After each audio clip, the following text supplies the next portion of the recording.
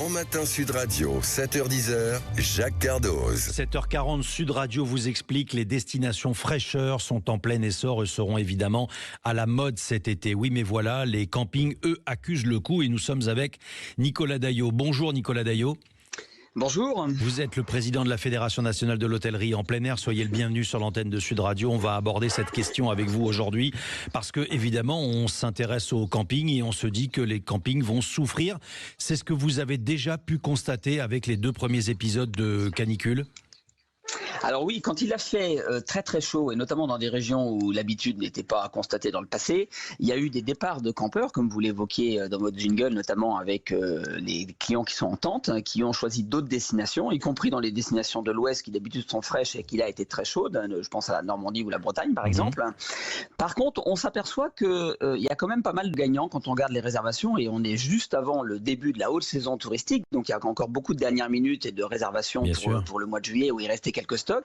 On s'aperçoit que les destinations fraîcheurs que vous évoquiez glanent un certain nombre de nuitées de réservations. On pense évidemment au littoral et notamment au littoral du Nord. Les Hauts-de-France, la Normandie, la Bretagne, les Pays de Loire tirent bien leur épingle du jeu en dernière minute et sont en hausse de fréquentation pour remplir les derniers stocks.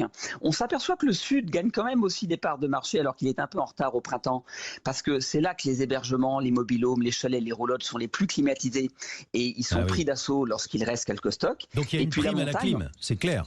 Il y a une prime à la clim pour ceux qui en sont équipés, et dans la moitié nord, il n'y a quasiment pas d'hébergement climatisé parce qu'on n'en avait pas besoin tout simplement.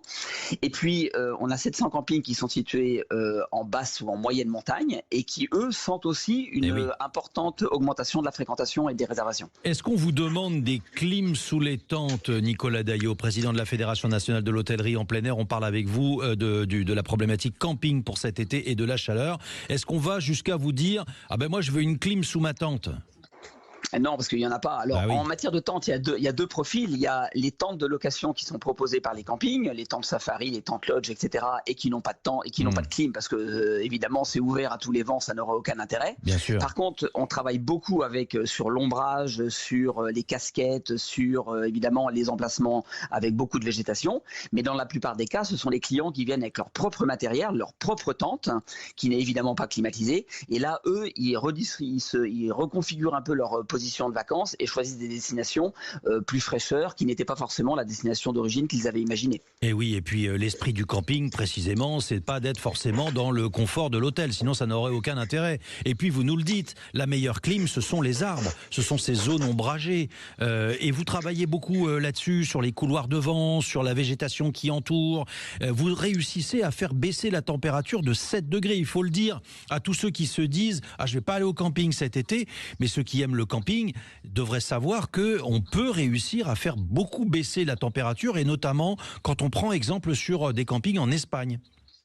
Exactement, on a lancé un plan national de revégétalisation des campings, que ce soit aussi bien dans la moitié sud que dans la moitié nord. Dans la moitié sud pour augmenter encore évidemment la végétalisation des établissements.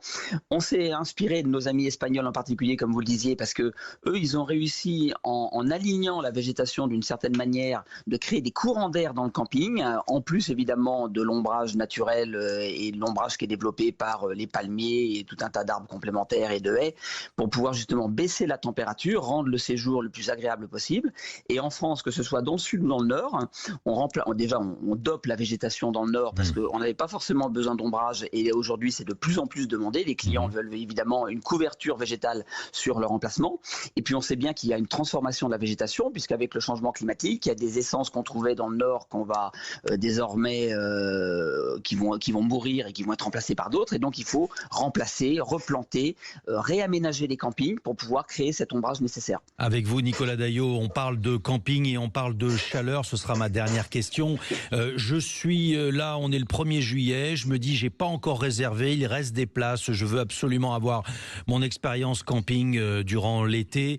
Quels sont les conseils que vous donnez? J'imagine que les zones Pays de Loire, Bretagne, Normandie, Hauts-de-France, où a priori vos équipements ne sont pas climatisés, je me dis que là je peux avoir une température un peu plus clémente. Et puis également la montagne, c'est ça, on peut résumer en se disant ces 2 zones-là, je devrais pouvoir échapper à une canicule trop forte?